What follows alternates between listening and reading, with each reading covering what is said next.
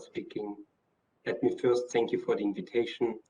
Let me secondly thank Andy for his excellent comments, because it's truly the essence of what you just outlined by coming to the experience with India.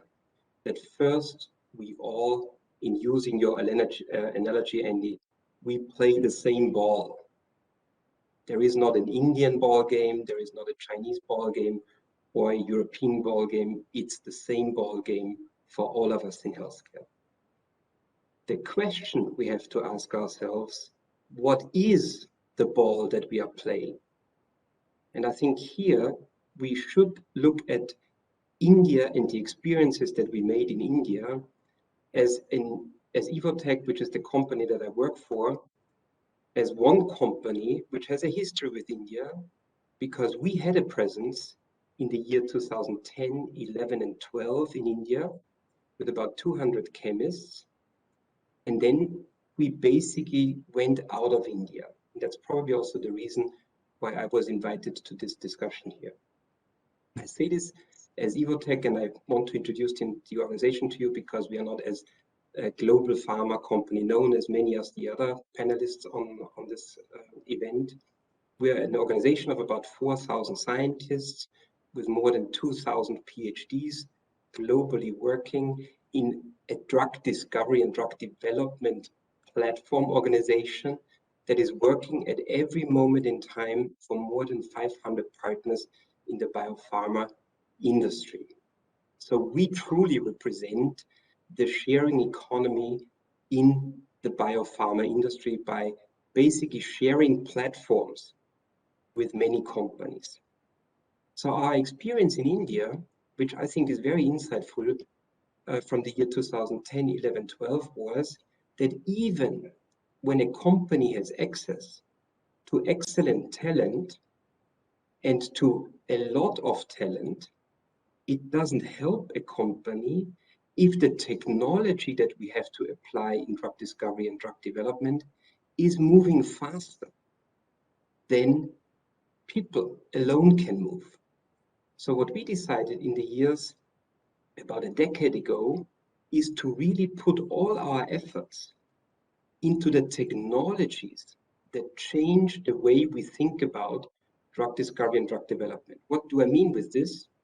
We focused all our technologies on early human relevant disease readouts. And from there on, prediction technologies to combine machine learning, artificial intelligence into the experimental cascade as early as possible and as efficiently as possible. And with this, we found that we have to put all our bets into the technology evolution and not only into having access to cost-efficient labor. And I think that's one experience that we should draw on for the future, that it's an innovation game, it's not a lower cost game that India should apply. The second experience that we made is that early drug discovery and early development is very often a game where we think that we are working on the right assets, but at the end we still fail. So that's the big question of translatability. And the big question of translatability in data looks that way, that more than 70% of all academic and early biotech data that is generated today cannot be translated into an industrial process. So there's a lot of waste that happens because the right experiments are not done, or because for cultural reasons, we don't allow ourselves to say that an experiment doesn't work. And with this, I think one experience is that we have to create a culture to make early stop losses for projects that don't work, and have to really get this as an integrated understanding of our scientists in the works. The third element as an experience that we want to draw on is that it is only if you have an integrated interplay between talent, financing, academia, and an industrial translational culture that a biotech ecosystem can work. So here we have to bring the fragmented structure of India closer together, and I think here new data tools are a good way to do this, and combine this not only with an organizational format for these companies, but also with an exit structure for these companies.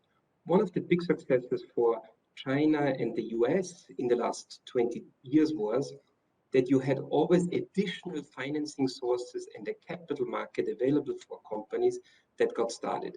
And here, Europe fell behind. And here also, I think India has to catch up to other areas. So when you take all these experiences together, you can come to a few very clear learnings. One learning is that you have to allow the latest technologies to be accessed, and they can be accessed on a global level. So that's why I think partnering structures from Indian companies with global platforms who, for example, are leading machine learning, are leading induced pluripotent stem cell technologies, are leading transcriptomics, metabolomics, early readouts, would help a lot, because building this only internally takes a long time, and there you will fall behind. The second learning is that many of the medicines of the future will be defined in products where the product is the process. And when Andy before said that there's a lot of innovation ongoing in cell and gene therapy, the big difference to cell therapy, gene therapy, and modern biologics is that the product is the process from the very beginning. So that's why an Indian ecosystem can not only start later in the value chain as clinical organizations or as CROs, you either are at the beginning of the value chain, and with this you have the product understood as the process, or you will completely miss out on these innovations. So also here, I think you have to start to understand that early collaboration globally is helping you to come to the starting points here.